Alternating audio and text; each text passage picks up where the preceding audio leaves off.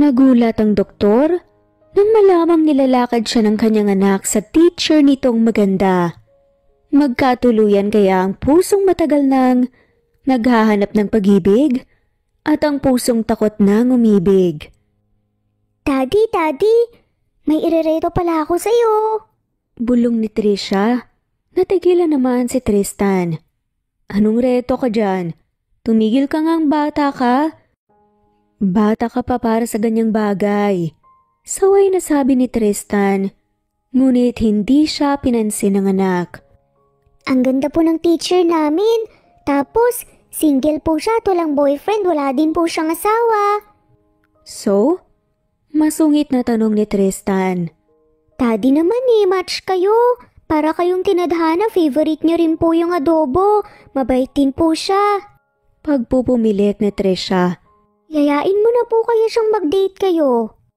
Halos nasamid si Tristan sa sariling laway dahil sa sinabi ng anak. Walang naging sagot si Tristan kay Trisha at ngumiti na lamang. Habang nagmamaneho si Tristan pauwi, kasama ang kanyang anak na walang ibang ginawa kung hindi ang magdaldal at magkwento tungkol sa kanyang teacher. Magbunga kaya ang plano ng bata? Paano nga ba nagsimula ang lahat? Alis na po ba talaga tayo, Papa? Bagot na nakatingin si Trisha sa kanyang ama na abalang nag-aayos ng kanilang mga gamit. Palipat-lipat na lang tayo palagi ng bahay.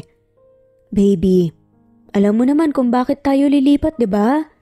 Nakangiting ani ni Tristan sa kanyang anak na 8 taong gulang. Napairap ito bago nagsalita. Para malapit sa pinag-workan mo po. Buntong hininga nito. Thank you for understanding our situation, baby. Kung lilipat tayo doon, may ihatid kita palagi sa school mo at makakasama. Pagpapaintindi pa nga niya sa kanyang anak. Paano na po mga kaibigan ko? Nabasag ang boses ng bata dahilan para matigilan si Tristan. Masakit sa kanya ang makitang umiiyak ang kanyang nag-iisang prinsesa. Gustuhin niya mang manatili sa kanilang bahay ay mahihirapan siyang mag-adjust dahil malayo ang ospital na pinagtatrabahuan niya. Bibisitahin naman natin sila anak kapag weekends at kapag wala kang pasok. Talaga po? Tumango si Tristan at nagsalita. Yes, baby. Thank you, Papa. You were the best po talaga. Masayang ngumiti naman ang bata at niyakap ang ama. Pagkatapos magayos ng mga gamit ni Tristan, ay nagmaneho na siya papunta sa bagong bahay na lilipatan nila. Nandito na tayo anak. Ani ni Tristan bago bumaba sa kotse. Dito na po tayo titira? Tumango naman si Tristan sa anak at hinawakan ng palad nito at sabay na pumasok.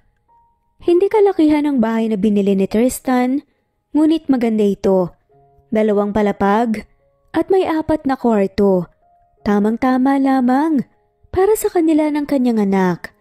Kinaumagahan ay maagang gumising si Tristan dahil plano niyang ibili ng mga school supplies si Trisha. Ang bango, Papa!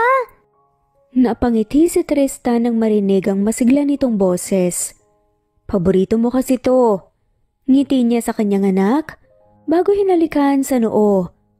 Where are we going po? Sa mall, baby, bibili tayo ng school supplies mo. Talaga po? Tumango si Tristan. Dito na po ako mag-school? Dagdag pang tanong ni Trisha. Yes, baby, excited ka na ba? Nakangiting tumango naman ang bata at napanguso. Kaso, wala pa akong kakilala dun Nalungkot si Tristan nang narinig yun. Well, sabi ng kaibigan ko mababait daw ang mga bata dito. Kaya sigurado ako na magkakaroon ka kagad ng kaibigan. Napangiti na lamang si Trisha at nagpatuloy sa pagkain. Pagkatapos kumain ng magamay, dumiretso na sila sa mall at gaya ng nakasanayan ay bodyguard ang naging dating ni Tristan. Doon tayo, Papa! Mabilis na hinila ni Trisha ang ama at pumasok sa bilihan ng school supplies. Pagod na ba ang prinsesa ko? Pangasar pa nga ni Tristan sa kanyang anak. Mag-iisang oras na kasi silang libot ng libot at hindi pa rin sila tapos bumili. Pili na ako dun, Papa, sa counter. Hanapan mo po ako ng bag, ah. Hindi na ako sasama. I'm so pagod na po eh. Muso pa nga ni Tresha dahilan para matawa si Tristan. Mahaba pa naman ang pila at sa dulo silang dalawa. Sunod ka lang sa pila, babalik din ako kagad. Tumango si Tresha bago nagsalita. Color pink, Papa! Sigaw pa nga niya at nag-thumbs up naman ang kanyang tatay para mapangiti pa siya. Sana ba yung mga bag dito? Bulong ni Tristan. Yun. Pink, pink. Parang tangang-ani ni Tristan habang iniisa-isang mga bag na naroroon ng makapili ng bag. Ay babalik na sana siya nang makita ang isang babae na may pilit na inaabot.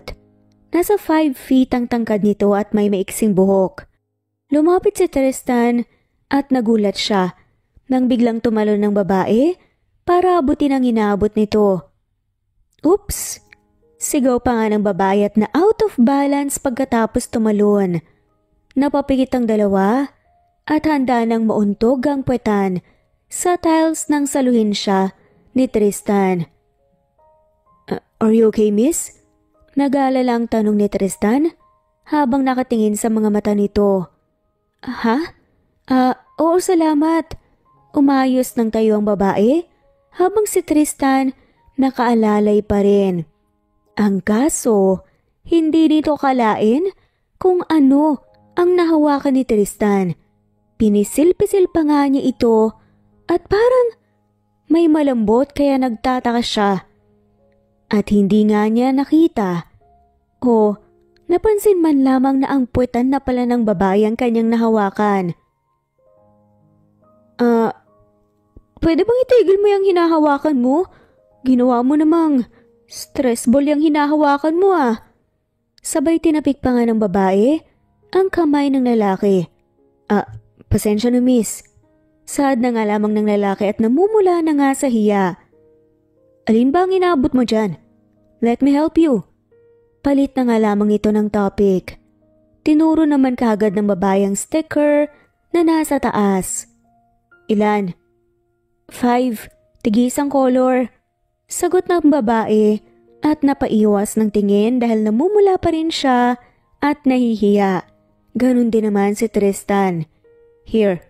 Inabot ni Tristan ang sticker sa babae at nang magtama ang kanilang balat ay bumilis ang tibok ng kanyang puso. Salamat. Nahihiyang pasasalamat nito bago naglakad palayo dahil sa hiya. Papa, bakit po ang tagal mo? Nakangusong reklamo ni Trisha sa ama. Pasensya ka na anak ha. May tinulungan kasi si Papa eh. Napakunot noo si Trisha. Sino po? I don't know her name. Mabilis na naringkit ang mata ni Trisha. Her? Babae, Papa? Tanong nito at may pangasar pa na ngiti sa labi. Yes, anak.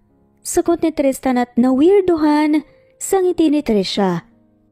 Pero maganda talaga, Papa. Pangungulit nga ni Trisha habang hindi naman mawala-wala sa isip ng lalaki ang nahawakan niya kanina na puwetan ng babae. Kanina pa kinukulit ni Trisha ang ama paglabas ng mall. Ito kasi ang unang beses na nagkwento ang ama tungkol sa babae. Tumigil ka nga dyan, Trisha. Saway ni Tristan. I'm just asking, Papa. Mumuso pa nga ito at nagpa-cute dahilan para mapangiti na lamang si Tristan. Well, yeah. Ngiti nga ni Tristan at saglit na nag-alala ang babaeng short hair kanina sa mall. Anong well, yeah, Papa? Yun na naman ang mapangasar ng ngiti sa labi ng bata. You're so silly, oo maganda siya. Tuluyang napahinga nang maluwag si Trisha sa backseat. Nahiga ito.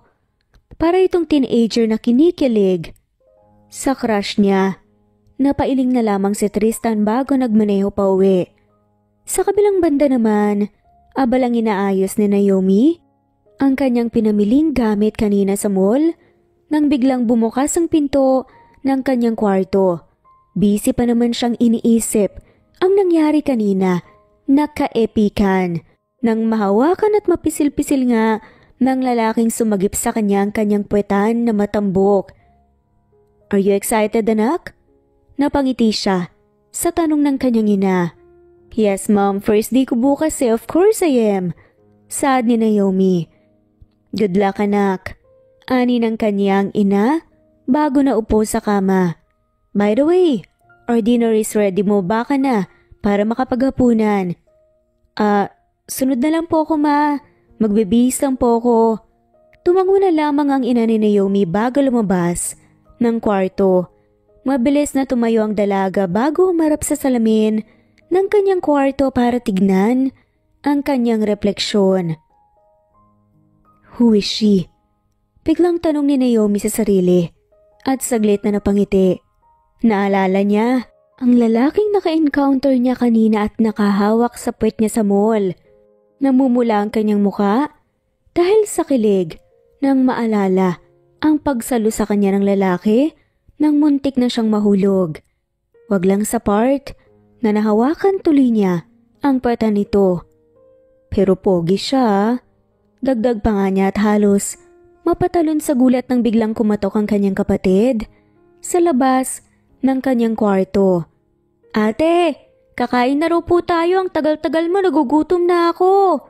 Dali-dali namang nagbihis si Naomi at bumaba na. So tagal. Irap pa nga ng bunso niyang kapatid kaya natawa siya. "Whatever." Ani pa ni Naomi at naupo na sa hapag at nagsimulang kumain. Samantala, "Good evening, Doc." Ngumiti na nga lamang si Tristan sa mga nurse na nakakasalubong niya. Kakalabas niya lang ng operating room dahil may inoperahan siyang pasyente. Mabilis niyang tinungo ang kanyang office bago pagod na hinubad ang white coat. Kinuha niya ang kapeng binili niya kanina pagpunta rito at ininom. Lamig. Nakangiwing ani ni Tristan nang matikman ang dapat na mainit na kape na ngayon ay malamig na. "Good evening, Dr. Tristan." Nasamid si Tristan sa iniinom nang biglang pumasok ang katrabahong doktor. "Kinugulat mo naman ako." Inis na sigaw niya. "Kakakape mo yan, Tristan." Natatawang ani ni Jared. "Hindi kasi ako umiinom ng gatas, Jared." Mapangasar na sabi ni Tristan. Dahilan para matawa ang doktor. "Wala ka lang tagatimpla ng gatas." Balik na pangasar pa nga nito.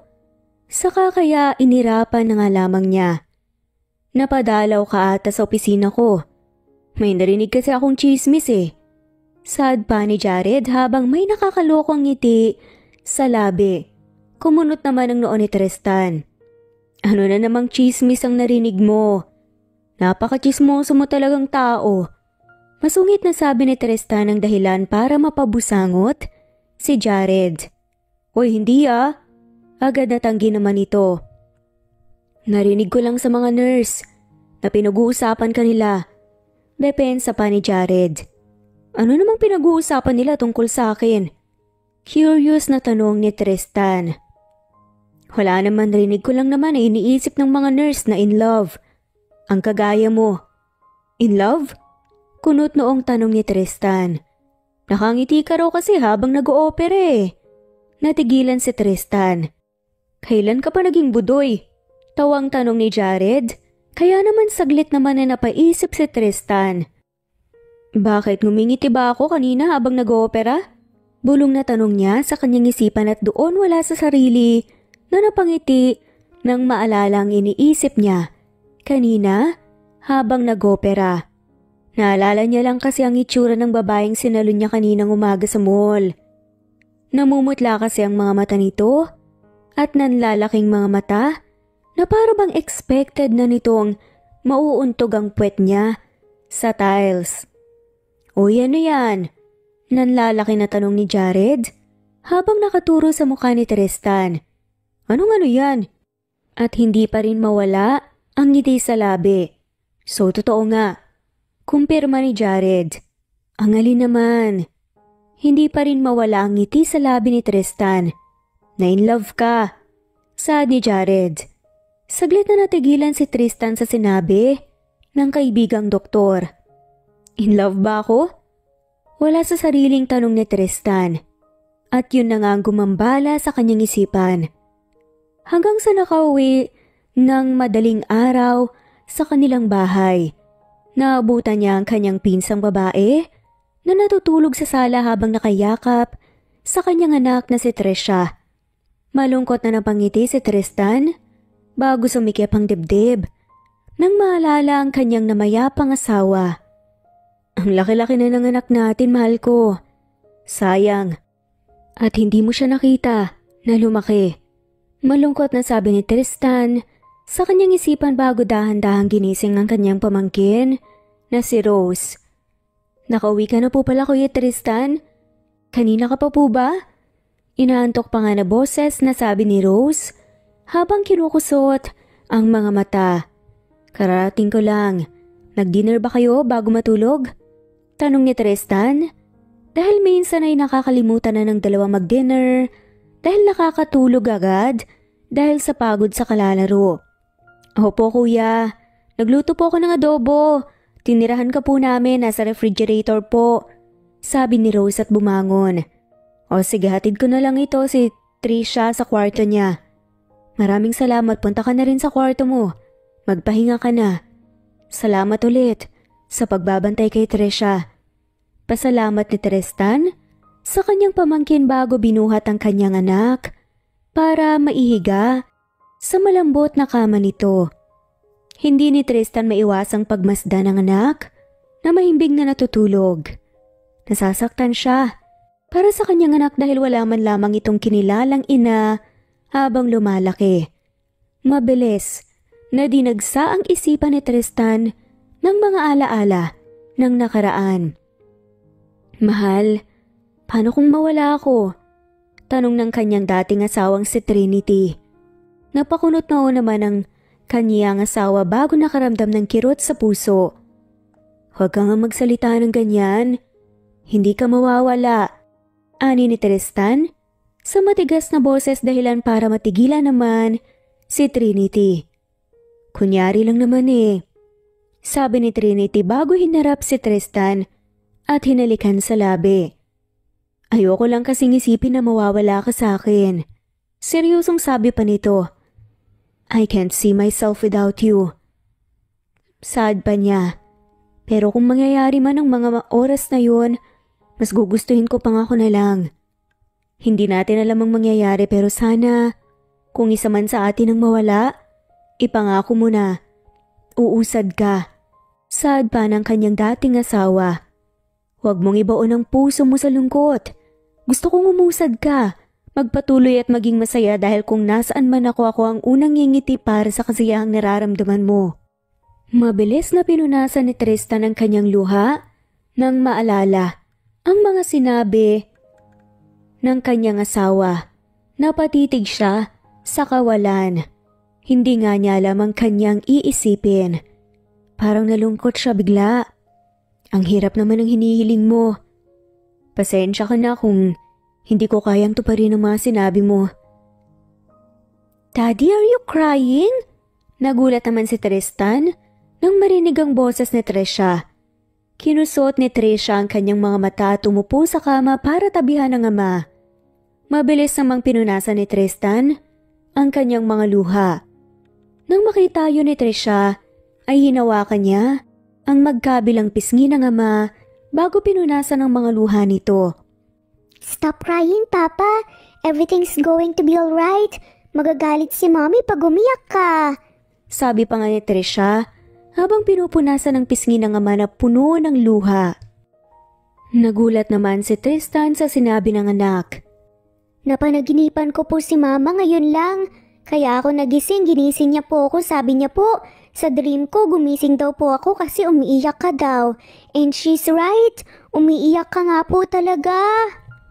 Sabi ni Trisha habang pinupunasan ang pisngi ng ama na puno ng luha. Mas lalong lumuha si Tristan sa sinabi ng anak bago ito niyakap ng mahigpit. Are you ready for school now, baby? Mabilis na tumango naman si Trisha sa tanong ng ama. Ngayon ang unang araw ni Trisha sa klase kaya naman excited nga talaga ito. Napahikab si Tristan dahil 2:00 pa lamang. Nang madaling araw ginigising na siya ng kanyang anak para maghanda pagpasok nito sa school. Let's go, Daddy! Excited na tumakbo, papasok ng kotse habang ngumingiti-ngiti pa nga sa ama at napapailing na nga lamang si Tristan. Good luck, baby. Huwag magpapasaway, ha? Bilin na sabi ni Tristan at hinalikan ng noon ng kanyang anak. Sumaludo naman si Trisha at tumango bago mabilis na pumasok sa gate ng paaralan. Sobrang saya nga nito. Grade 2 na ngayong pasukan si Trisha. Gusto pa sana itong ihatid ni Tristan ngunit mabilis na tumanggi dahil malaki na raw itong at hindi nga kailangan pang ihatid sa room. Sa kabilang banda naman, kararating lamang ni Naomi sa paaralan. Ito ang unang araw na magtuturo siya sa isang public school kaya naman naghahalong kaba at excitement ang kanyang nararamdaman.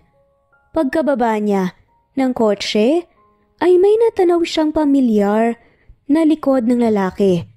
Mabilis siyang lumapit ngunit huli na ang lahat dahil nakapasok na ito sa kotse. Sino kaya yun? Parang pamilyar ah. Tapos parang ang bilis ng tibok ng puso ko.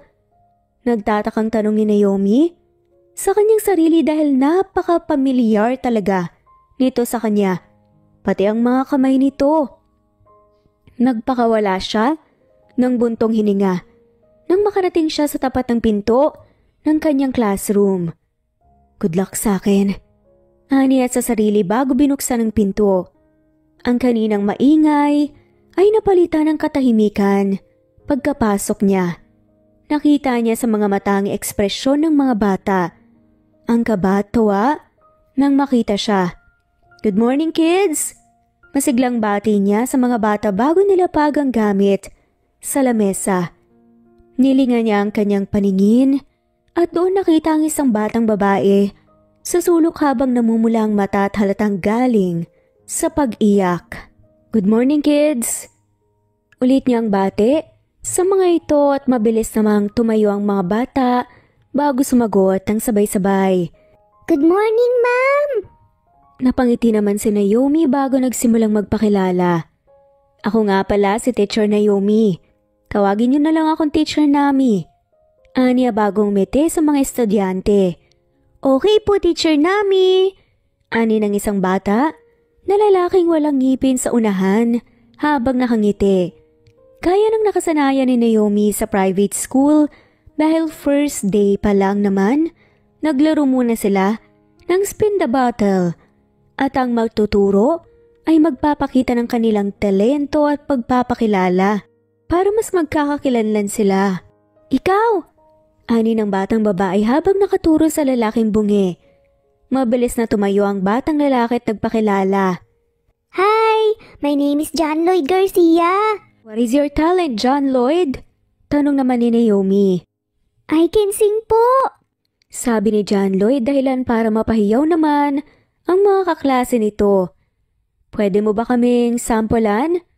Tanong ni Naomi mabilis namang tumango ang batang lalaki at nagsimulang kumanta.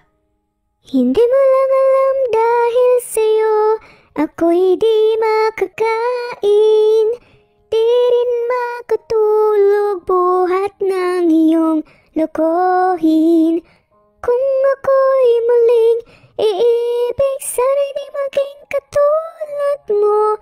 Tulad mo na may pusong bato. Agad na nagpalakpakan ng mga bata pagkatapos kumanta ni John Lloyd. Halos naubos ang nakapag-introduce yourself at mag-show your talent ang mga bata. Pagpaikot ni John Lloyd ng bottle, tumapat kay Naomi. Ang daya ni ma'am, alam naman po namin pangalan mo eh. Ani ni Jane. Kaya nga tapos nag-sing and dance na rin po ikaw kanina. Segundo naman ang batang si Charlotte. Natawa naman si Naomi. Okay, you can ask me questions. Sagutin ko yon. Ngumiti si Naomi. May boyfriend ka na po ba, ma'am? Nagulat naman si Naomi sa tanong ng batang si Trisha. Trisha pala ang pangalan ng batang galing sa pagiyak. Kanina, napatingin siya sa braso nito at doon nakitang may galos ito. Mukhang nadapa. Ay wala pa. Nahihiyang sabi ni Naomi. Iasawa po. Tanong naman ni Trisha at mabilis namang umiling sa Naomi dahil sa mga tanungan ng mga batang to. Wala pa din eh. Pwede po ba kitang ipakilala kay Papa? Nasamid sa sariling laway si Naomi sa sinabi ni Trisha. Hindi sumagot si Naomi at ngumiti na lamang. Mabuti na lang at nagtanong ang iba pang mga bata. Ano pong favorite color mo, ma'am? Yellow. Sagot naman ni Naomi. Favorite pagkain? Adobo. Ani pa niya at mukhang mauubusan siya ng laway sa dami ng tanong ng mga cute na mga estudyante. Hala, same po kayo ng favorite po ni Papa, ma'am. Masiglang sabi pa ni Trisha at pumalakpak pa saglit. Natigilan si Naomi nang makita ang familiar. Nangiti ng bata na para bang may kahawig ito. Talaga? Tanong niya kay Trisha. Opo, paborito niya po yung adobo. Sabi muli ni Trisha. Nang sumapit ang hapon, ay uwian na ng mga estudyante pagkatapos magdasal, ay kanya-kanya ng ayos ng mga gamit ang bata at ganun din si Naomi. Goodbye po, teacher. Bye-bye po, ma'am. Paalam ng mga estudyante bago lumabas ng pinto at tanging ngiti lamang ang isinagot ni Naomi dahil sa pagod na nararamdaman. Sabay na po tayong lumabas, Ma'am Nami. Halos mapatalo naman sa gulat si Naomi nang marinig ang boses ni Trisha sa kanyang tabi. Sige ba? Mabilis na kinuha ni Naomi ang kanyang bag at akmang tatayo na nga sana nang makita ang galos sa siko ng bata. Ano palang nangyari sa siko? Tanong nga niya rito. Napaiwas naman ang tingin si Trisha bago sumagot. Nagmamadali po kasi ako kanina pagpasok dito sa school.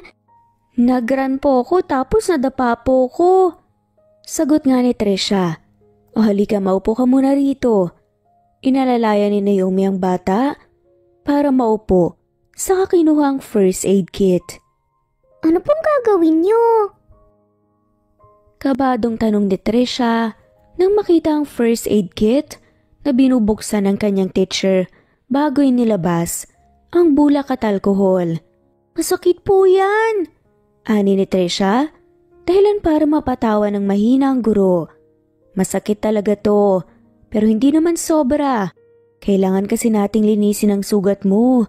Dahil kung hindi may infection yan, tapos kapag na-infection yan, puputulin ng siko mo. Kapag pinutol ang siko mo, edi hindi ka na makakapagsulat at makakapag-aral. Mahabang ani pa ni Naomi, dahilan para mamutla ang bata. Dahan-dahan lang po ani ni Trisha. Kagat-kagat ng batang kanyang pang-ibabang labi para pigilan ang pagsigaw. Dahan-dahan na ngang nililinis ng kanyang guro ang sugat. Maraming salamat po, teacher. Ngumiti si Trisha kay Naomi bago sinaklay ang bag. Walang anuman, Trisha. Basta promise mo sa akin na susunod, huwag ka nang tatakbo, ha? Kasi kapag nagkakasugat ka, magpipilit yan, papangit yung balat mo. Mabilis namang tumango ang bata sa sinabi ng guro. Sabay na naglakad palabas si Trisha at si Naomi. Ang kaninang pagod na nararamdaman ni Naomi nawala dahil sa kadaldala ng kanyang estudyante. Talaga? Kunot noong tanong ni Naomi. Opo, yun po yung sabi sa akin ni Papa. Malungkot na ani ni Trisha. Pagkapanganak daw po sa akin, namatay na si Mama. Kaya hindi na po ako nagkaroon ng chance para makilala po siya. Biglang sumikip ang dibdib ni Naomi. Nang dahil sa kinuwento ng bata at bagyang naawa, hindi niya akalain ang makulit, bibo, matalino na batang ito ay may mapait palang dinanas. Pero wag po kayong maawa sa akin, teacher, kasi tanggap ko naman po eh. Tsaka palagi po akong nagpe-pray na kung nasan man po si Mommy, nasa mabuti po siyang kalagayan. Ngumiti si Trisha sa kanyang guro para sabihing okay lang siya. Hinaplos ni Naomi ang buhok ng bata bago nagsalita. Ang bait mo namang bata. I'm sure, proud na proud ang mommy mo sa'yo kung nasan man siya ngayon. Opo, sabi po sa akin palagi ni Daddy proud po sa akin si Mommy. Pero minsan po humihiling po ako na sana po may mommy po ako eh. Natahimik naman si Naomi. Si Papa ko kasi ayaw pong mag-asawa ng bago, wala tuloy akong mommy. Nguso pa na sabi ni Teresa. Pwede mo naman akong maging mommy. Biglang sabi ni Naomi. Nagulat si Teresa sa sinabi ng kanyang guro. Nang makita yun ni Naomi, doon niya lang napagtanto ang kanyang sinabi. Talaga po? Masiglang tanong nito at tumatalon-talon pa. Alanganing ngumiti si Naomi at tumango. Huli na para bawiin ang kanyang sinabi. Pero kung siya ang tatanungin, gusto niya rin maging anak si Teresa dahil lang matured na nito na mag-isip. Ang daldal at napakabait pang bata. Oo naman. Dahil sa sinabi ni Naomi, napayakap sa kanyang bata. Napalingon si Naomi sa malayo at doon nakita ang kanyang kapatid. Nasaan na nga pala yung sundo mo? Biglang tanong ni Naomi sa bata. Susunduin po ko ni Daddy mamaya. Darating po siya. Kampanteng sabi ni Teresa. Sure ka? Opo, teacher. Mauna ka na po. Ayun po ata ang sundo mo. Sabi pa ni Teresa at tinuro ang kapatid niya. Nagulat naman si Naomi sa sinabi ng bata. Paano mo nalaman ang sundo ko? Taka na tanong niya. Kasi po kanina po, nakatingin po siya sa atin, kumakaway po siya kanina sa'yo pero hindi mo po siya napansin eh. Simpleng sagot ng bata. Napakamot sa batok si Naomi. Ganun ba? O sige siya, mauna na ako mag-ingat ka sa pag-uwi mo. Paalam ni Naomi. Pabay po. Kumaway-kaway pa ang bata kay Naomi, kaya naman ngumiti at kumaway siya pabalik. Mahigpit ang hawak ni Teresa sa saklayan ng bag habang mag-isang tinungo ang gate. Malapad siyang napangiti nang makita ang ama. Papa! Sigaw ni Teresa nang makita si Tristan sa labas ng gate. Dahan-dahang lumapit nga ito sabay sabing, dahan-dahan baka madapa ka. Hindi nakinig si Teresa at mas mabilis pa na tumakbo at niyakap ang ama at hinalikan sa pisngi. Ang sweet naman ng baby ko, may ginawa kang kasalanan no. Nakangiting ani pa ni Tristan, ngunit tinirapan lamang siya ng kanyang anak. Palagi naman kaya akong sweet. Nguso pa nga nito. At saka wala akong ginawang bad ngayon. Tara na, Papa. Mabilis na hinila ni Teresa ang ama papasok ng kotse at nagpahila naman si Tristan habang nakangiti. So how was school? Tanong ni Tristan pagkapasok nila ng kotse. Masaya po, Papa. Nag-show your talent po kami kanina. Nakangiting ani pa ni Teresa. Talaga? Mabilis na tumango ang bata. So anong talent pinakita mo? Yun ang inaakala mo, Daddy, na wala akong talent. Sumayaw po ako kanina. Sa pagkakalam kasi ni Tristan, wala namang talent ang kanyang anak. Bukod sa magaling itong maglaro ng chess. Head, shoulder, knees, and toes po yung sinayaw ko. Nakaiwas ang tingin na sabi ni Teresa.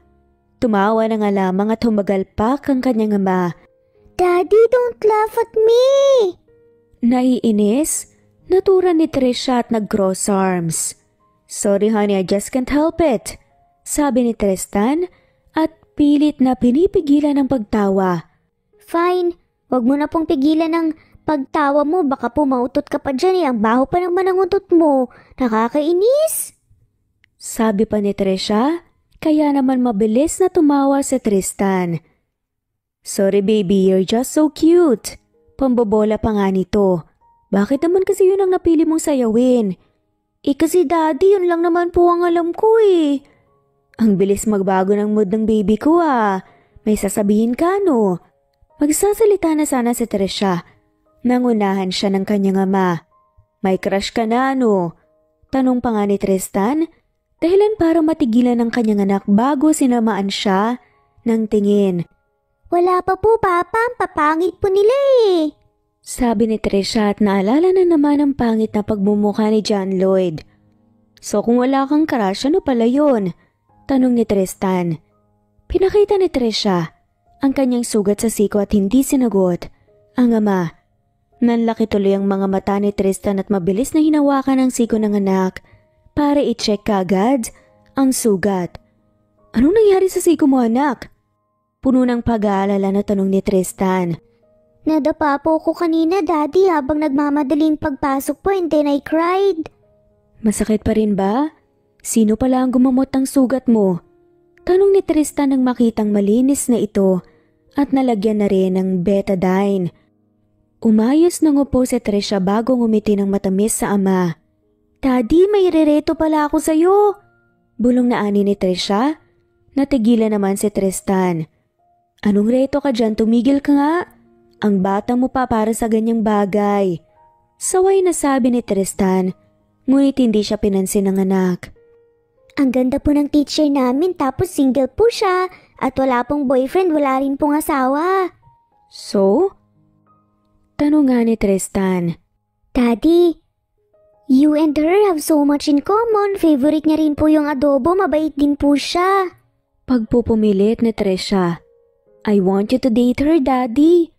Halos masamid naman si Tristan sa sariling laway dahil sa sinabi ng anak.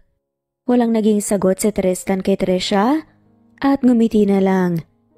Habang nagmamaneho si Tristan, pauwi kasama ang kanyang anak na walang ibang ginawa kung hindi ang magdaldal at magkwento tungkol sa kanyang teacher. Tapos dati ginabot niya po yung sugat ko. She's so pretty, short hair po siya, na hanggang leeg lang tapos maputi po tapos matangkad din. I'm sure kapag nagtabi po kayo, bagay na bagay po kayo. Pambobola pa ni Trisha. Baby, I can't cook later, wala pa rin tayong grocery. Pwede bang sa labas na muna tayo kumain? Pag-iba na lamang ni Tristan sa usapan. Sure, Daddy, wala pong problema sa akin. Where do you want to eat? Kahit saan po, Daddy, basta po masarap. Sabi ni Trisha, kaya naman tinanguan lang siya ng kanyang ama bago nagmaneho papunta sa sikat at masarap na restaurant na alam niya. Palagi ka po bang kumakain dito, Daddy? Tanong nga ni Trisha habang nililingalinga ang paningin sa magandang restaurant. Yes, baby, why? Dalhin mo po dito si teacher. Sabi ni Trisha sa kanyang isipan. Pero saad na lamang nito. Wala naman daw, maganda lang ang place. I'm glad that you like it. For sure, magugustuhan mo rin yung food nila dito. Siyempre naman po, Daddy. Tugon ni Trisha. Nang makahanap ng bakanteng upuan, naupo na sila doon bago lumapit ang waiter para ibigay ang menu. Kaya na lang po ng sa inyo, Daddy, yung sa akin. Sabi ni Trisha. Tumango naman si Tristan bago sinabi ang kanyang order sa waiter. Nang makalis ang waiter na bakunot ang noon ni Trisha, nang may marinig na boses. Sumama ang kanyang tingin nang makitang may lumapit na babae sa kanyang daddy. Hey Tristan, you're here! Sweet na sabi pa ng babae, dahilan para mas lalong sumama ang tingin ni Trisha, ngunit hindi niya ito pinahalata. Hi Divina, bati na lamang ni Tristan at tumayo. How was life? Ngiting pangungumusta ng babae. Nagngangalang Divina at nakipagbeso kay Tristan. It's fine, how about you? I'm doing great. That's good, by the way, I want you to meet my daughter. Binalingan nga ni Divina ang tingin ni Trisha gamit ang nanlalaking mga mata. I thought she's your niece. Pilit nang umiti si Divina kay Trisha habang si Trisha naman walang emosyong tumingin kay Divina. Nang makaramdam ng tensyon si Tristan ay pinutol niya ang titigan ng dalawa. She's not my niece. Anak namin siya ni Trinity. Ah, so nagkaanak pala kayo. Mahinang sabi pa ni Divina. Yes. Do you want to join us for dinner? Napabusangot si Trisha. Sa sinabi ng ama, I would love to but I have important meeting right now. Tanggi na lamang ni Divina. Maybe next time. Wala na pong next time. Mahinang bulong ni Trisha. May sinasabi ka anak? Baling sa kanya ng kanyang daddy. Wala po daddy, let's eat na po. Yaya nga ng bata sa ama. Okay, I have to go. It's nice to see you again. Let's hang out sometime. Ani nga ni Divina. At hinalikan ng pisngi ni Tristan. Dahilan para magapoy sa inis si Trisha. Same here Divina. Let's hang out kasama sila Jared. Sad na lamang ni Tristan. Nang makaupo si Tristan, ay kita niyang inis sa mukha ng kanyang cute na anak. Na ipinagtaka niya. She likes you. Diretsang ani ni Trisha. Who? Takang tanong naman ni Tristan sa anak. That Divina! Ani ng bata. Natawa na lamang si Tristan. Baby, she's one of my closest friends. So? Pagsusungit ni Trisha, dahilan para matawa si Tristan. You are really like your mom, do you know that? Of course, I look like mommy. Mommy ko po siya eh. Pagsusungit pa muli ni Trisha. Pinagseselosan niya rin dati si Divina. And she also don't like her. Hindi nga sila magkasundong dalawa eh. Nang pinakilala ko sila sa isa't isa. Ani pa ni Tristan. Well, Daddy, it runs through the blood. Sarkastiko nga ni Trisha. Kaya naman kinurot siya ni Tristan sa pisngi. Stop it baby, don't be jealous of her anak. She's just my friend. Ani pa ni Tristan. Fine, but Papa, if you're interested dating someone right now, just tell me, okay? Irereto na lang po kita kay teacher. Ani ni Trisha. Napabusangot naman si Tristan. Dahil akala niya ay nakamove on na si Trisha sa reto-retong sinasabi nito. Baby, hindi ko papalitan si mommy mo. Seryosong sabi naman ni Tristan. But it's been 8 years since mommy left. Malungkot na ani ni Trisha. Para po kong uhaw, Daddy. Uhaw po sa love ng mommy. Mabilis na sumikip ang dibdib ni Tristan sa sinabi ng anak. Sana po, Daddy. Makausad ka na. Sana buksan mo na po ang i-heart mo po for someone. Ngumiti si Trisha sa ama bago sumubo. Wow, ang sarap naman po nito. Gusto mo bang magkaroon ng mommy bukod kay mommy mo? Honestly, yes, Papa. But I know you're not ready yet. Matamis na ngumiti si Trisha at hinawakan ng kamay ng ama. Did you dream of mommy again? Tumango naman ang cute na bata. Kumain na nga sila ng matiwasay. Lumipas ang unang buwan. Nang magama sa bago nilang tirahan at naging mas maayos ang schedule ni Tristan dahil malapit lang ang ospital ng kanyang pinagtatrabahuan sa bago nilang bahay. Ganon din sa Trisha na nakahanap na ng bagong kaibigan sa paaralan. Daddy, may meeting po kami. Biglang sabi ni Trisha sa ama. Ganon ba baby, anong oras? Tanong ni Tristan. Ngayon pong umaga. Napatingin si Tristan sa suot na relo. Okay baby. Mag-meeting lang po. Saglit si daddy tapos pupunta ako sa meeting mo, okay? Yay! May surprise pa naman po ako sa'yo. Ani ni Trisha sa ama at hinalikan sa pisngi. Maligo ka na muna anak habang nagluluto ako. Baling niya sa anak. Okay daddy. Sabi ni Trisha at aalis na nga sana nang may maalala. Ikaw din po daddy, maligo ka na. Mabilis na ani ni Trisha at tumakbo na sa kanyang kwarto para makapaghanda. Nagtaka naman si Tristan sa inakto ng kanyang anak. Ngayon niya lang kasi nakitang sobrang excited nito. Kadalasan kasi makikita niya lang itong na-excite kapag birthday nito o hindi naman kaya ay pag may magandang nangyari. Tara na daddy, bilisan na po natin. Nauna nang bumaba si Trisha sa kotse na ipinagtaka ni Tristan. Pagkababa niya ay mabilis siyang hinila ng kanyang anak. Hey anak, why are you excited? Natatawang tanong ni Tristan. Basta po, dalian na lang po natin kasi baka maliit po tayo eh. Pagmamadali pa nga nito sa kanya. Fine, basta bitiwan mo na ang damit ni daddy. Napapace sign naman ang cute na si Trisha dahil hindi niya namalayang nagusot na pala ang damit ng ama. Ito ba ang classroom mo, anak? Tanong ni Tristan nang tumigil sa paglalakad si Trisha sa tapat ng isang room. Yes po, Papa. Pasok na po tayo. Wait lang, anak, ha. Naihi kasi si Daddy CR muna ako. Guys, Daddy naman Kanina kasi hindi umihi sa bahay. Basta bilisan mo lang po Napatawa ng bahagya ang kanyang daddy. Masusunod, boss. At sumaludo pa. Tinignan muna ni Tristan na makapasok ang anak bago hinanap ang CR. Excuse me, ma'am. Saan po ba ang CR dito sa inyo? Harang na tanong ni Tristan sa isang gurong nadaanan nga niya. Good morning po, tatay. Diretso lang po sa dulo, yung may kulay green na pinto. Nagpasalamat si Tristan sa babae at tumalis na. Tatay? Ganun na ba ako katanda para tawaging tatay? Pabulong-bulong pa nga na tanong ni Tristan sa sarili.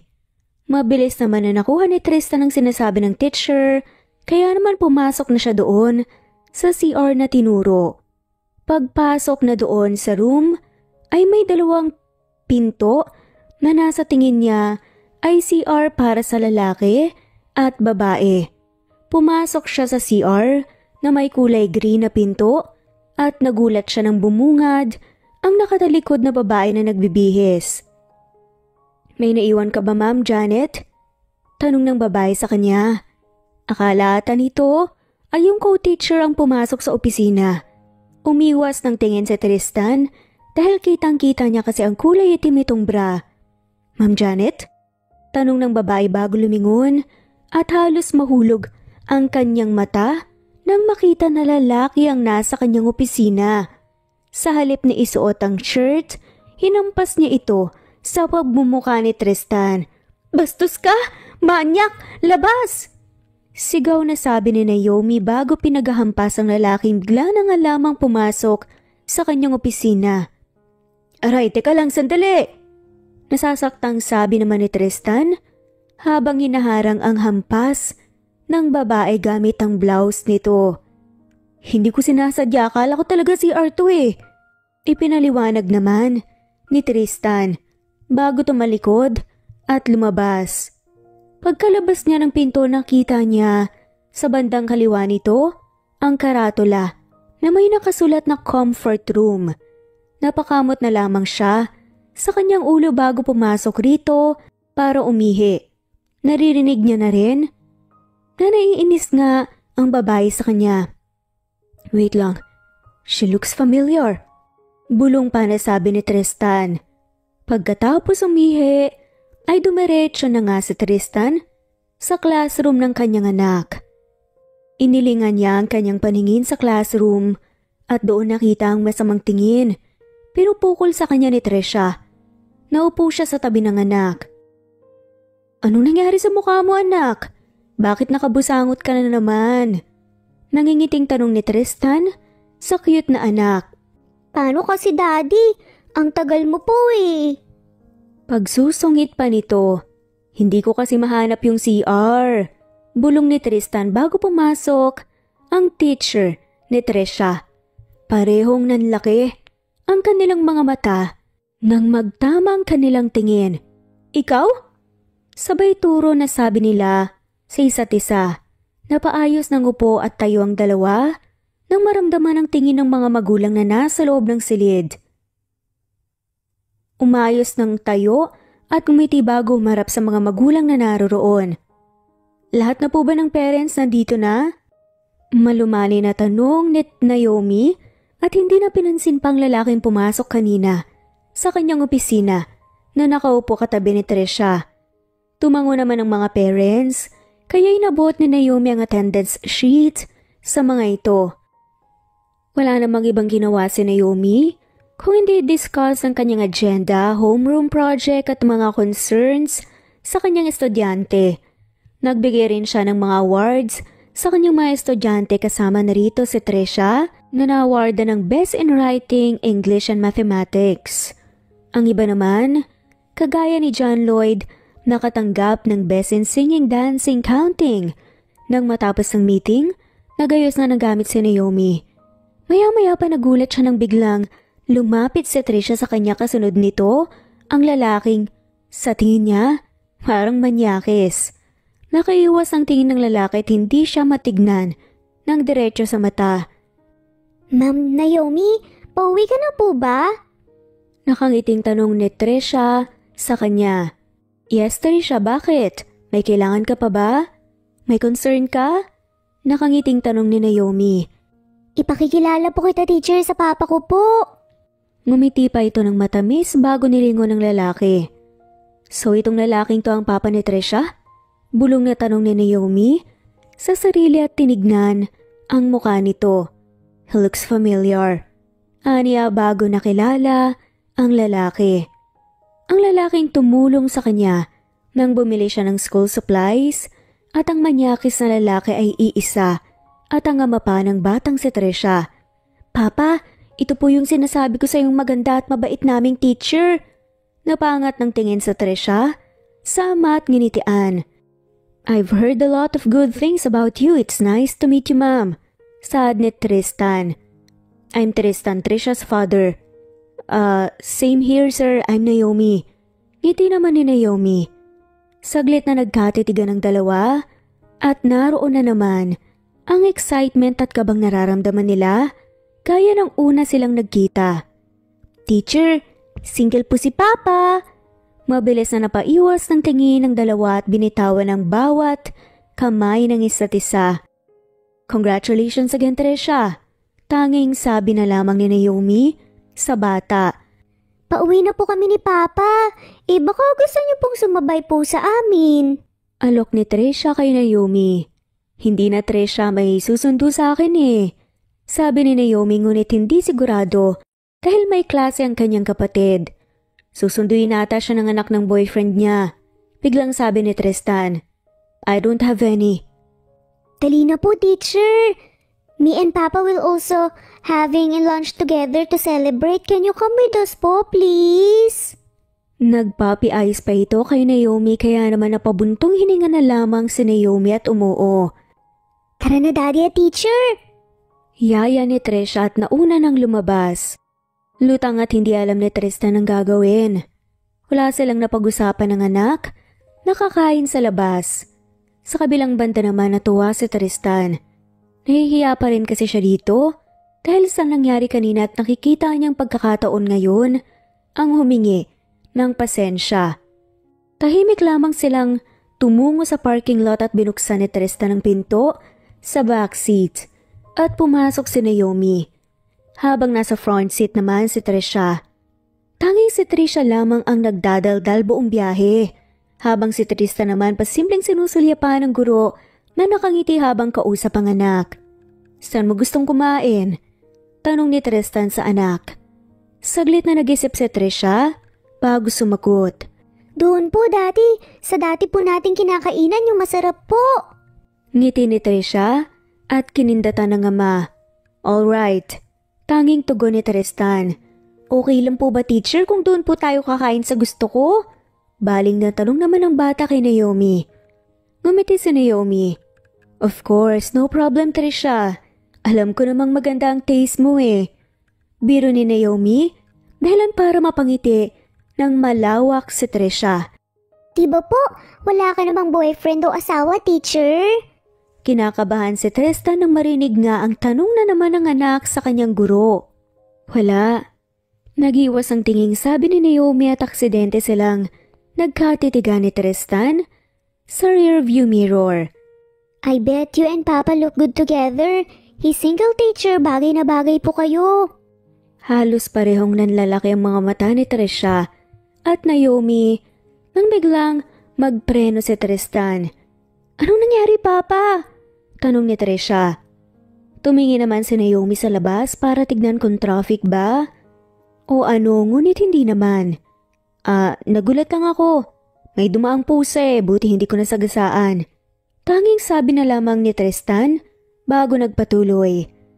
Nang makarating sa restaurant, hindi pa man sila nakakaupo, ay nagpaalam kaagad si Trisha na mag-CCR.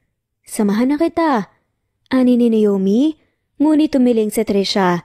Kaya ko na po, teacher. Diyan ka lang po. Ngiti naman ito. Samahan na kita, anak. Presenta naman ni Tristan ngunit sinamaan siya ng tingin ng anak. Papa, big girl na po ako. Kaya ko na po. Natawa na nga lamang pareho ang dalawa sa sinabi ng bata. Fine, bilisan mo lang Pagsuko ni Tristan. I will po, mag-order na po kayo, Papa, ni Teacher Naomi. Kinindatan pa muna ni Trisha ang ama bago mabilis na tinungo ang CR ng restaurant. What do you want to eat? Tanong kaagad ni Tristan kay Naomi. Pagkabigay ng waiter ng menu. I actually don't know. It's my first time here. Nahihiyang amin naman ni Naomi sa lalaki. Well, masarap yung specialty nila dito. If you love veggies, you should try their fresh lumpia. Suggestion pa nga ni Tristan. I'll try that. Ngumiti si Naomi at ganun din sa Tristan. Pagkalis ng waiter ay binalot sila ng katahimikan. Hindi pa rin bumabalik. Si Trisha galing sa CR at mukhang sinasadya talaga nitong magpatagal. I just want to apologize about earlier. I didn't mean to enter your office. Hindi ko alam na office pala yun kasi ang tinuro ng nakasalubong kong teacher Tumango naman si Naomi. I understand, sir. It's fine. Apology accepted. Tugon ni Naomi habang tinitignan ito. Pero parang familiar ang lalaki. At parang bumibilis ang tibok ng puso niya. Hindi mo na ako tatawaging manyak? Natawa si Naomi sa tanong ni Tristan. I won't. Besides, you're the guardian of my student. Baka maging awkward kapag tinawag kitang ganun. Natatawa na lang din. Nasabi ng babae. Maya-maya pa, dumating na nga si Trisha nang may ngiti sa labi. Natagalan ka ata, anak. Ani pa ni Tristan, pagkaupo ni Trisha. Daddy, marami po kasing nakapili. Tanging sagot ni Trisha sa ama. Hindi nagtagal ay dumating na ang orders nila. Tahimik silang kumakain at nag-uusap tungkol sa kanilang mga sariling buhay. So, you are a doctor? Tanong ni Naomi. Yes, sagot naman ni Tristan. Always take care of yourself. Yung pinsan kong doktor ay halos wala nang tulog Sad pa nga ng babae at hindi naman sumagot si Tristan. Umuwi nga po yan, teacher, si Papa sa bahay madaling araw na Sabat pa na pagsusumbong ni Trisha, kaya napatingin si Naomi kay Tristan na nakaiwas ng tingin. Kung buhay si Mommy, sure akong pagagalitan niya yan si Papa. Ani pa ni Trisha na parang wala lang. Natigilan naman ang kanyang ama at hindi nagsalita. Thank you ulit. Pasalamat na nga ni Naomi pagbaba ng kotse. You're welcome po, teacher. Next time po ulit Kumaway pa nga si Trisha at sobrang saya nito. Tinignan naman ni Naomi si Tristan sa driver's seat at nginitian. Tinaguan naman siya nito bago pinaharurot ang kotse. Mama, si Ate Naomi dalaga na. Nagulat si Naomi nang marinig ang sigaw ng kanyang kapatid papasok sa kanilang bahay. Dali-dali niya itong hinabol. Ngunit huli na ang lahat. Masabi na nito na may naghatid sa kanya. At sino naman ang lalaking naghatid sa unika iha namin? Tanong ng kanyang ama at may mapang-asar na tingin. Pama, tatayo ng estudyante ko. Ay, may asawa na? Tila nanghihinayang pa nga na saad ng kanyang kapatid. Wala.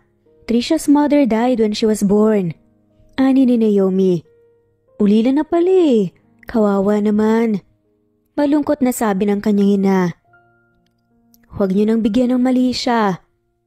Niyaya lang ako ni Trisha na sumabay sa kanila. Pero gwapo ba? Nainis nga si Naomi sa tanong ng ama. Oo pa, sobrang gwapo. Tinanguan pa nga si ate. Pangasar naman ng kanyang kapatid. Hay naku, ewan ko sa inyo. Kinaumagahan, nagising si Naomi dahil sa ring ng kanyang cellphone. Hello? Insan, may gagawin ka ba ngayon? Tanong ng kanyang pinsan sa kabilang linya. Napatingin naman si Naomi sa kaldero at doon nakitang Sabado nga pala ngayong araw. Wala naman, bakit? Pwede bang bantayan mo muna si TJ? May lakad kasi kami ng kuya mo at walang magbabantay sa kanya. Pakiusap ng kanyang pinsang si Jennifer. Magkano naman ang sweldo ko? Biro niya sa pinsan. Mayaman ka naman na, tsaka alam kong mismo na ang pamangkin mo. Natawa naman si Naomi sa sinabi ng pinsan at umuo na lamang. Pagkababa niya ay naabutan niyang nagkakape ang kanyang ama habang naghahanda ng breakfast ang kanyang mama. Nasaan si Bunso? Tulog pa na puyat ata kagabi. Ani ng ina. Wala ka namang pasok ka. Napaaga ka ata ng gising. Tumawag po kasi si Jenny. Pinapabantayan po niya sa akin si Hero kasi may lakad daw sila ng asawa niya. Sabi ni Naomi. At naupo na nga sa harap ng ama bago kumuha ng pandesal at kinagatan. Ganun pa? Pwede namang iwanan yan. Dito si Hero ah. Question ng kanyang ina. Doon na lang ma. Baka mas stress ka pa sa pasaway na batang yun. Bibisita naman yun rito next week. Nang matapos ang almusal, ay naghanda na nga si Naomi para pumunta sa bahay ng pinsan. Naabutan niyang wala nang sasakyan ito sa parking area at saradong mga pinto at bintana. Sinabi ko nang hintayin ako bago umalis eh. Inis na bulong ni Naomi bago kinuha ang susi sa bag. Nagbukas nga ng pinto at nagulat siya nang may biglang humampas na manipis na stick sa kamay niyang nakahawak sa doorknob. Tita Ninang? Boses ng batang si Hero na nasa 9 na taong gulang. Tita Ninang! Sigaw nito at binitawan ng stick na hawak-hawak bago niyakap si Naomi. Napapikit naman si Naomi ng yakapin ng pamangkin at sa hapdi ng ginawa nitong paghampas sa kanya. I'm so sorry, Tito Ninang. I didn't know na ikaw po yung papasok. Akala ko po bad people eh. Konyong sabi pa nga ng bata at ngumuso. It's fine. Ang galing mo nga eh. Nginitian nito ni Naomi at ginulo ang buhok bago iginiya pa upo sa sofa. Maghapong binantayan ni Naomi si Hero. Wala silang ibang ginawa kundi ang magkulitan, maghabulan, maglaro at kumain. What's this, tita? Tanong ni Hero habang nakaturo sa chocolate na dala niya. Nagdala siya ng chocolate pasalubong rito. Kakatapos lang nilang kumain ng tanghalian habang naghahanda si Naomi ng ice cream na kakainin nila ay pinakailaman nito ang bag niya. Chocolate yan baby, gusto mo? Pwede po ba? Hindi po kasi ako nakakatikim nito eh. Kawawa ka naman. You should try that. Masarap po. Mabilis niyang nilapitan ito nang makitang parang namumula ang balat. Allergy? Tanging sambit na Naomi. Mabuti na lang at pagkalabas nila ng gate may taxing dumaan. Sa ospital po kuya, pakibilisan. Ano pong nangyari? Inatake po ata ng allergy sa hindi ko naman alam na may allergy po pala siya sa peanuts. Mabilis silang nakarating sa ospital. Mabuti na lamang at mabait ang driver ng taxi at tinulungan siya nitong buhatin si Hero. Nang maasikaso ng nurse at nabigyan ng gamot ay sakalang nakahinga ng maluwag si Naomi. Tanggapin niyo na po to tatay. Ani ni Naomi at inabot ang 500 piso sa taxi driver. Hindi ko po kayo tinulungan kapalit ng pera ma'am. Pamasahe lang po ang hiningi kong bayad. Malumanay na sabi naman ni tatay driver.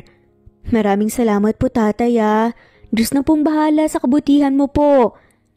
Ma'am Naomi! Sigaw na isang familiar na boses habang kausap ni Naomi ang driver. Napalingon si Naomi dito. Trisha? Takang tanong niya. At doon nakita sa likuran nito si Tristan na nakasuot ng coat ng doktor. Saglit na napatitig si Naomi sa gwapong mukha nito. Ang seryoso nitong ekspresyon ay mas lalong nakakapagpadagdag ng kagwapuhan nito. Teacher Naomi, nakatitig ka na po kay Papa, crush mo siya no? Napabalik sa katinuan at napaiwas. Nang tingin na lamang si Naomi nang marinig ang sinabi ng bata. What are you doing here? Tanong sa kanya ni Tristan at bagyang sinuklay ang buhok. Guwapo, Bulong pa ni Naomi sa kanyang isipan. Dinala ko yung pamangkin ko, inatake kasi ng allergy eh. So, how is he or she? Tanong ni Tristan. He's fine. Tanging sagot ni Naomi. Ang buong akala ni Naomi hindi nga niya makikita si Tristan, ngunit lumipas ang mga buwan, palagi niya itong nakakasama. Kapag sinusundo ni Tristan si Trisha, ay hindi ito pumapayag na hindi sumama sa kanila at ihatid siya. Hindi lang nadagdagan ng isa, kundi maraming beses silang kumain na magkasama. Natatakot si Naomi na mahulog sa lalaki. Ngunit sadyang traidor ang kanyang puso. Lalo na nang maalala niya na ito pala ang na-encounter niya sa mall dati at ang nakahawak lang naman ng kanyang puwetan. Dahil sa bawat ngiting ginagawad nito sa kanya, sa simpleng paghatid ng pagkain nila sa labas, ay binibigyan niya ng mali siya. Napatawag ka, Trisha. Bungad na sagot ni Naomi sa kanyang cellphone. Nang tumawag ang kanyang estudyante. Ako to, si Tristan. Mabilis na tumambol sa kabahang puso ni Naomi nang marinig ang baritonong boses ng lalaki. Ikaw pala yan, Tristan. Bakit ka napapatawag? May problema ba? Tanong niya dahil ito ang unang beses na nagkausap sila sa telepono. Pwede ba tayong magkita? Hindi alam ni Naomi ang ibig sabihin nang pakipagkita sa kanya ni Tristan, ngunit umuon na lamang siya. Nahalata niya na kayang may gusto ko sa kanya? Kabadong tanong ni Naomi sa sarili. Huwag naman sana. Ani at tinapik-tapik ang pisngi para pakalmahin ang sarili. Nang makarating si Naomi sa restaurant, agad niyang nakita si Tristan sa isang tabi kung saan walang tao.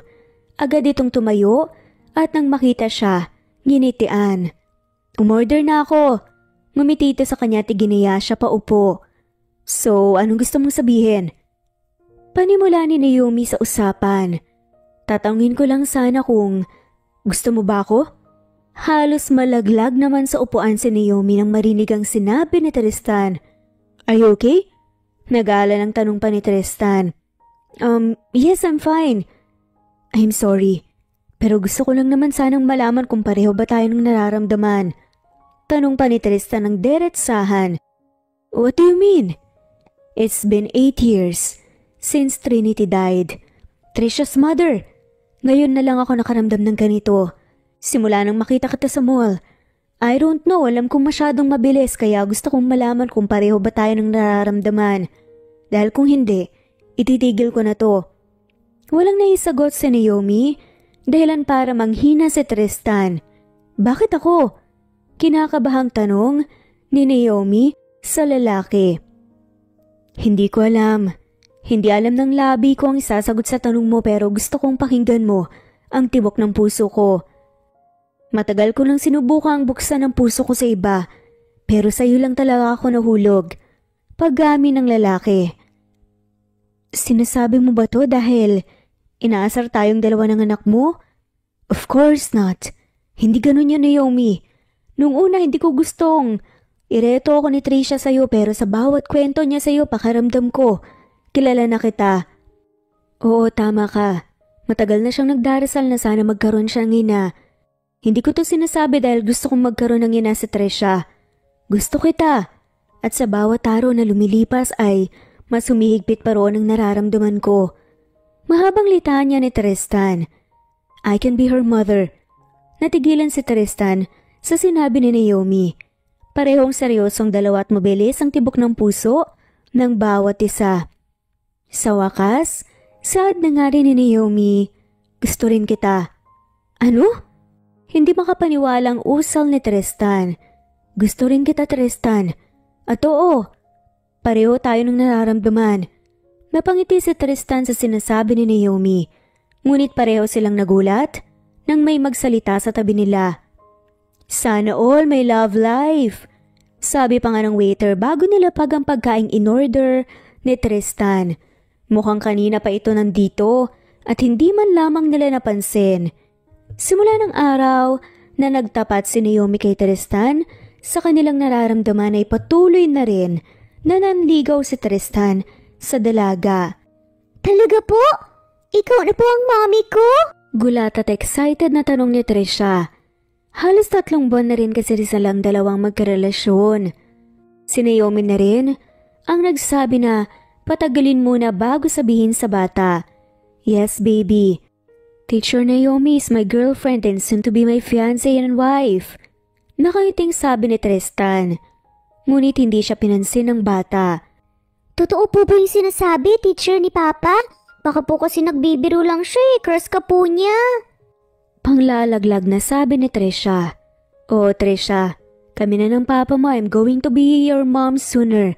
Pag-amin ni Naomi, kaya naman napaiyak sa tuwa si Trisha. Yay! Thank you po, may mommy na po ko. Niyakap naman ni Tristan si Naomi at ang batang kanyang kausap ngayon para aluhin. Magiging pamilya na tayo. Tanging sabi ni Tristan. I'm so happy. Mahinahong bulong naman nila. Kagagaling lang kasi nila sa mall. Bumili kasi si Tristan ng groceries at sinama niya ang kanyang girlfriend at anak para makapag-bonding silang tatlo at para na rin aminin kay Trisha ang totoo. Mabilis na inakyat ni Tristan ang bata sa kwarto para makapagpahinga. Naupo siya sa sofa katabi ni Naomi at niyakap ito ng mahigpit. I love you, Naomi. Through ups and downs. Bulong pa ni Tristan at hindi naman naiwasang kiligin ni Naomi. Mahal din kita. Kayo ni Trisha. Mahal na mahal. Sagot niya sa lalaki at hinalika ng noon nito. What's the meaning of this, Tristan? Mabilis na napatayo si Tristan at Naomi sa gulat nang biglang pumasok ang isang babae na sa tingin niya ay nasa 40s na ang edad. Si Mrs. Vicky ang ina ni Trinity. Ma, you're here. Lumapit si Tristan dito, nagmano. Lumapit din si Naomi at akmang magmamano sana nang tanungin siya nito bigla. Sino ka? Anong ginagawa mo rito? Hindi pa nga nakakasagot si Naomi. Sa tanong nito ay nagsalita ulit ito. Tristan, hindi ba't sinabi ko naman sa'yo noon pa na kung kailangan mong ng katulong pwede naman ako. Wala naman akong ginagawa sa bahay at gusto ko ring makasama ang apo ko. Hindi ko siya katulong, ma. She's my girlfriend and my fiancé. Seryosong sabi ni Tristan bago hinawakan ng kamay ni Naomi at pinakita sa ina ang singsing na suot nito. Hindi kaagad nakasagot ang babae dahil sa gulat. So tama nga ang nakarating sa aking balita. Ani ni Mrs. Vicky. Ano ibig mong sabihin? Takang tanong ni Tristan. Hindi na yun mahalaga. Ayoko sa babaeng to. Turo ng ginang kay Naomi. We're getting married. Engaged na kami. Napangiti naman siya. Are you kidding me? I'm serious, ma. Sagot naman ni Tristan. Why didn't you tell me? Actually, sasabihin ko naman po talaga sa inyo eh. Sobrang busy lang po talaga this past few weeks. Tugon ni Tristan. Well, hindi ako papayag na magpakasal ka sa babaeng yan. Tinignan ng babae si Naomi mula ulo hanggang paa bago umarap at umirap pa. Are you really sure na sa ganitong babae mo'y pagpapalit ang anak ko? I'm so disappointed. Baka naman wala ka ng oras niyan para kay Trisha. Dagdag pa nito at walang pakialam kung ano man ang sabihin ni Naomi. By the way, where's Trisha? She's upstairs. Malamig na sabi ni Tristan. Mabilis na lumabas si Naomi para magpahangin at sinundan naman siya ni Tristan. Don't think about what she said. Kahit ako, hindi ko rin alam kung bakit ganun ang reaksyon niya. Hinawakan ni Tristan ang magkabilang pisngi ni Naomi at pinunasan ng luha. We'll get through this, okay? Besides, hindi naman mahalaga ang opinyon niya. Tumango si Naomi bago niya naramdaman ang labi ni Tristan sa kanyang noo. Nang bumalik sina Naomi at Tristan sa loob, naabutan nilang nagtatawanan ang maglola. Nang makita ni Tristan ang ama at ang kanyang susunod na magiging mama, ay napangiti siya. Daddy, Mommy! Sigaw niya at mabilis na lumapit sa dalawa bago yumakap. Mommy? Takang sabi ni Mrs. Vicky. Yes po, Mami Lola. She's going to be my mommy now and I'm so happy. Proud na sabi pa nga ni Trisha. Natahimik naman si Mrs. Vicky bago hinarap ang dalawa. Kausapin muna kita saglit, Tristan. Ani ni Mrs. Vicky bago hinila sa sulok ang lalaki. What are you thinking? Tanong ng ginang sa kanya. What? Magpapakasal ka sa iba dahil patay na ang anak ko? Sigaw nito. Ma, ang tagal ng panahon nun, it's been 8 years. I've suffered enough. And besides, alam ko namang hindi ito ang gusto ni Tristan. Ang hindi ako makapag-move on, ang gusto niya maging masaya kami. Napangisi ng bahagya si Mrs. Vicky. Hindi ako makapaniwala na kaya mong gawin to sa anak ko. Bakit? Wala po ba akong karapatang sumaya, ma? Ngayon na lang ulit ako nakaramdam ng pagmamahal bukod sa anak ko. Sana naman, maintindihan mo. Alam niyo naman pong minahal ko rin naman ng totoo si Trinity. Kung ganun, sige. Magpakasal ka sa iba, pero sa akin si Trisha. Sa poder ko, ang apo ko, at ikaw naman ay mamumuhay ng masaya kasama ang bago mong asawa.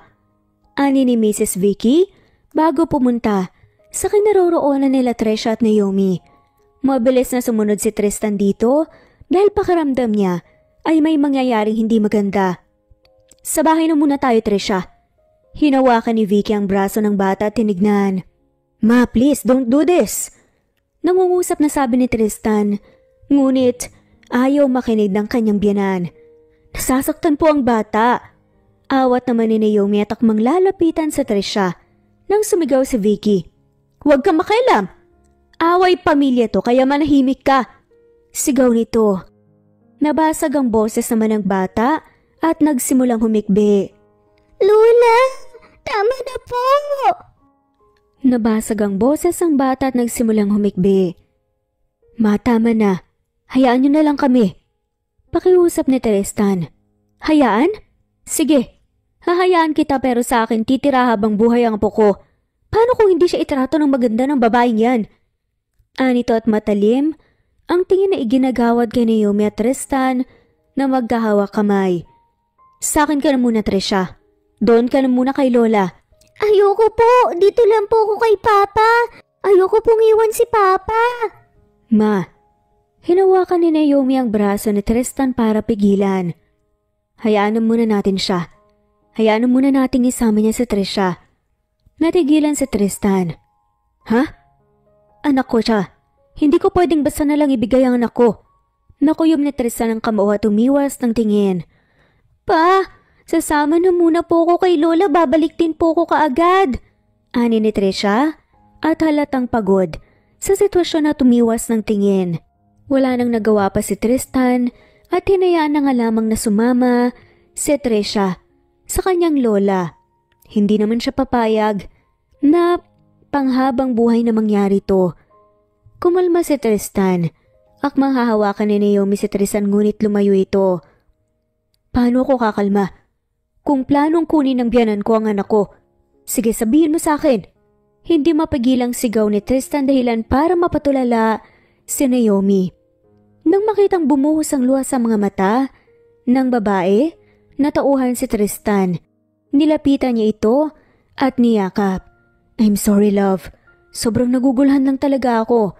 Tuluyang napahagulgol si Naomi sa balikat ng lalaki. Natatakot lang ako na baka mawala ng ganun kadali sa akin ang anak ko. Ikaw at siya na lang ang meron ako. Hindi ko kaya. Nahihirapang sambit nito. Kumala sa yakap si Naomi at hinawakan ng pisngi ng lalaki at tinignan sa mata. Hindi mawawala sa Trisha. Hindi natin hahayaang itakbo siya ni Mrs. Vicky. Ikaw ang tatay at ikaw ang may karapatan. Pinunasan ni Naomi ang pisngi ni Tristan na puno ng luha. Hinalikan ng mata nito. Malalampasan din natin to. Magtiwala lang tayo sa Diyos. Tumango si Tristan at niyakap ang kanyang fiancé. Samantala, Lola, why are you doing this po? Tanong pa nga ng bata. Habang nakasakay sa kotse at minamaneho ng lola niya, I'm doing this for your own good, apo. Pilit nitong sabi at ngumiti pa sa bata. No, Lola. You're doing this for your own good. You are selfish. Walang prenong sabi ni Trisha dahilan para matigilan ang kanyang lola.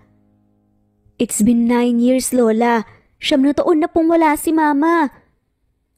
Sumikip ang dibdib ni Mrs. Vicky nang marinig ang munting paghikbi ng kanyang apo nang banggitin nito ang kanyang nanay. Lola, it's my birthday. I'm 9 years old now. 9 years na rin po simula nang namatay si Mama. 9 na rin po akong nabubuhay. Do you want to know my wish? Tumango ang ginang. Ang magkaroon ng mama, yun lang po ang tanging hiling ko ngayong birthday ko. Pero mukhang hindi po matutupad. Tita Naomi, she's not just my teacher. She'll going to be my mom sooner kung hindi lang po kayo ng gulo. Tuluyan nang humagulgol si Trisha at doon din nagsimulang lumuha si Mrs. Vicky. Pinutol niyo po yung pangarap ko na malapit na pong matupad. Isn't it selfish? Masayang-masaya na po ko eh. Dahil mahal po ni Papa si Tita Naomi, Papa fell in love with her at masaya po siya sa kanya. Ako din po. Ani ni Trisha sa kanyang lola. Nakausad na po si Papa at nakamove on na po siya. Masaya po ako dahil muli niya pong binuksan ang puso niya. Ayoko pang malugmok siya sa kalungkutan forever. At sa tingin ko po, dapat naman po talagang piliin ni Papa na maging masaya sa piling na po ng iba. Dagdag pa nito. Hindi ko alam ang sasabihin ko, apo. Iyak ni Mrs. Vicky at binagalan nga ang takbo ng kotse. Wala ka pong dapat sabihin. I just want you to realize that you are selfish. Sarili lang mo lang po ang iniisip mo. Sad naman ni Mrs. Vicky. Ayoko lang naman na makalimutan mo at ng ama mo ang anak ko, ang tunay mong ina na nagluwal at nagbigay ng buhay sa'yo.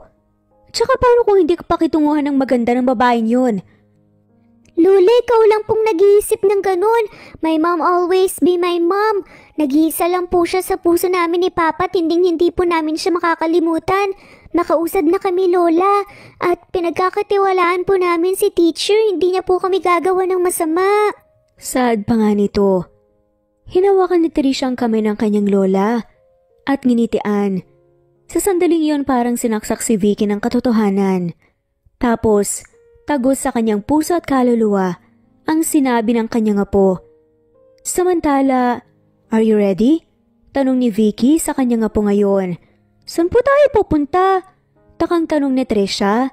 Nakabihis na nga siya ngayon ng magandang dress na kulay pink kagaya ng sa kanyang lola. 3 araw nang nakalipas simula nang matauhan siya at ngayong araw ay aayusin niya ang gulong nagawa niya. Secret muna, apo, pero alam kong matutuwa ka. Uuwi na po ba ako? Excited na tanong ni Trisha ngunit hindi siya sinagot ng kanyang lola at ngumiti lang. Are you sure na dito na talaga yon? Takang tanong naman ni Naomi at nilibot ang paningin. Yes, tumawag siya kanina. Tumango na nga lamang si Naomi at uminom ng tubig. Nandito na sila. Tumayo si Tristan at sinalubong si Mrs. Vicky at Trisha na naglalakad. Pap! Mabilis na yumakap ang bata at umiyak sa balikat ng ama. Samantala, sobrang saya naman nila. I miss you, sweetie. I miss you po, Daddy. Sagot ni Trisha. Lumapit din si Naomi at niyakap ang bata na ginantihan naman ito. Nakapag-order na ba kayo? Agaw pansin naman ni Mrs. Vicky sa atensyon ng tatlo. Hindi pa po. Kabadong sagot ni Naomi at napatingin sa kanyang kamay nang hawakan ito ni Tristan. Let's order first. Tinawag ni Mrs. Vicky ang waiter at saka sila umorder. So para saan to? Diretsong tanong ni Tristan pagkatapos makaalis ng waiter. Ngayon pa lang po, ma, sinasabi ko na sa inyo na wala nang makakapagpabago pa ng isip ko. Magpapakasal kami ni Naomi. Seryosong sabi ni Tristan. Daddy, hindi po yun ang sadya ni Lola. Di ba po, Lola? Baling ni Trisha sa lola. Tumango naman ito at tumayos ng upo. Nandito ako hindi para pigilan ang plano niyong magpakasal. Nandito ako para humingi ng tawad. Napayuko si Mrs. Vicky at hindi alam ang sasabihin. Humihingi ako ng tawad sa pangingialam ko sa buhay niyo. Hindi ko dapat ginawa yun, nagsisisi na ako. Nasaktan lang ako para sa anak ko. Ani pa nga nito. Lumapit si Tristan sa kanyang biyanan at niyakap ito. Naiintindihan ko po ang nararamdaman mo, Ma. Pero hindi mawawala sa puso namin ni Trisha, si Trinity.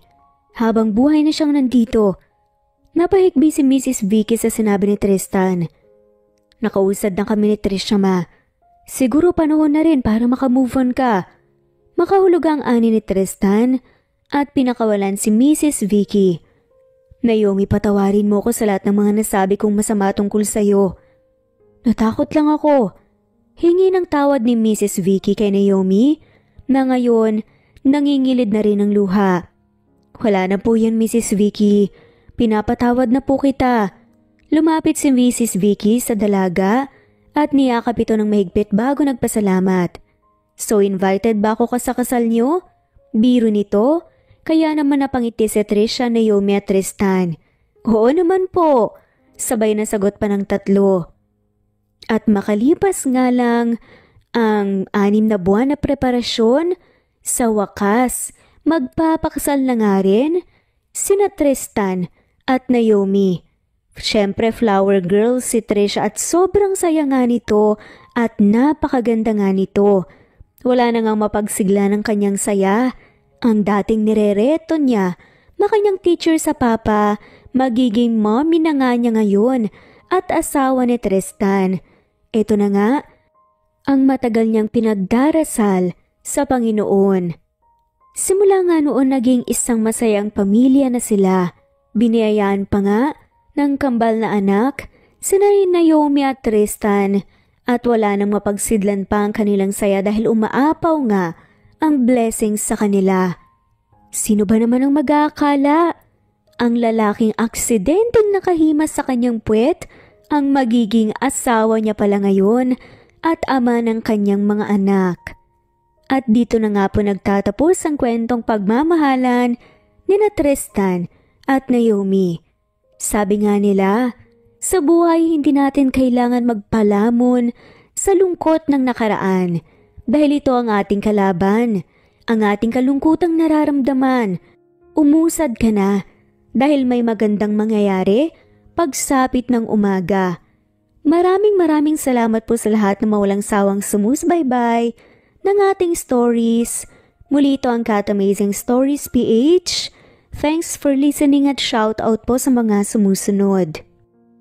Epifania de Ocares, Harim Ruhi Fenavares, Goldfinger, Merlin Pura, Miras Channel, Romana Gorospe, Merlilin, Merly Brogada, Fernando Regidor, Evangeline Zamora, Ashley Talaban, Helen Morillo, Marilyn Babula, Josefa Doque, Teresita Schmid, Carmencita Falcon, My Vlog TV, Presbyteros Rose, Austin Alito, Shona Guzman, Nanita Valyada, Juliet Pandilio, Liliano Bebe, Capricorn Girl, Feby, Nena Ano, Marilyn San Jose, Theodore Villar, Feliz Sida, Carion, Nesbeth Hanaban, Beth Sardina, Lynn Lee, Merlilin, Marilu Abad,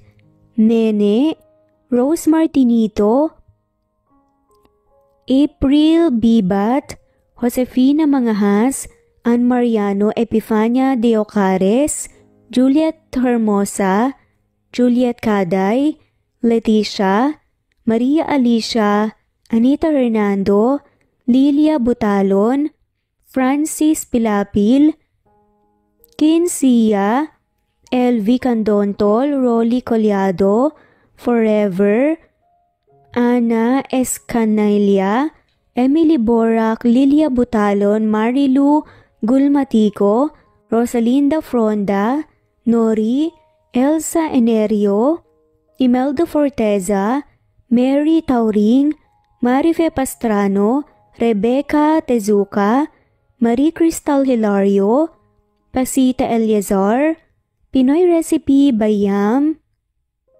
Elisa, Honey Austria, Prescavilla Havana, Raylan Pudadera, Geraldine De Jesus, Trixie Hamdra, Merlin Bilbar, Filipina 08, Cleo Waling, Rosemary Vasquez, Mercy Villantes, Josie Kawabata, Jessica Vargas, at shoutout na rin po sa lahat na mawalang sawang sumusubaybay. Thanks for listening and God bless po sa ating lahat.